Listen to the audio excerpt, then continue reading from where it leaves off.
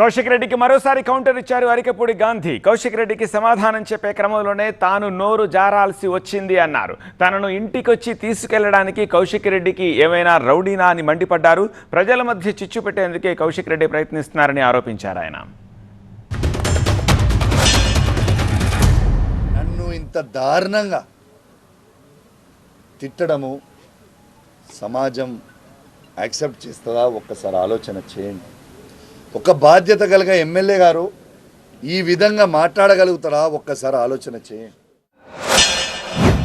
ఏ భాషలు ఎవరు మాట్లాడారు అనేది గాంధీ నువ్వు భాష చక్కగా మాట్లాడు.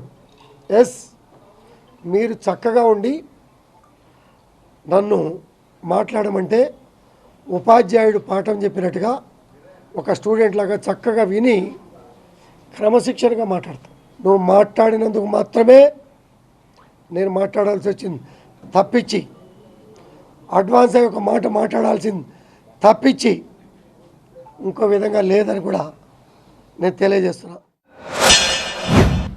నేను కాంగ్రెస్ పార్టీలో లేను, నేను బీఆర్ఎస్ పార్టీ ఎమ్మెల్యేను అని తనే మీడియాకి చెప్తా ఉన్నాడు. మరి నేను మా ఎమ్మెల్యే గారి ఇంటికి వెళ్ళి తనని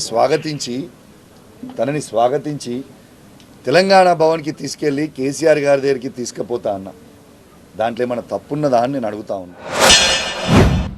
నీ ఇంటికి వస్తా, కండవ వేసి తీసుకెళ్తా అంటే నువ్వు రౌడీవా? నాతో మాట్లాడేవాళ్ళు లేరా? నీకన్నా ముందు పరిచయాలు ఉన్నాయి కదా పార్టీలో, బీఆర్ఎస్ పార్టీలో.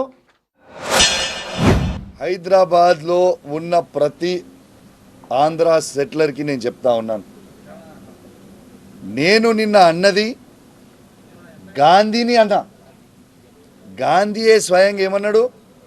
గాంధీకి కౌశిక్ ఇది వ్యక్తిగతం అన్నాడు. ఎస్, నేను కూడా వ్యక్తిగతంగా గాంధీని అన్నా.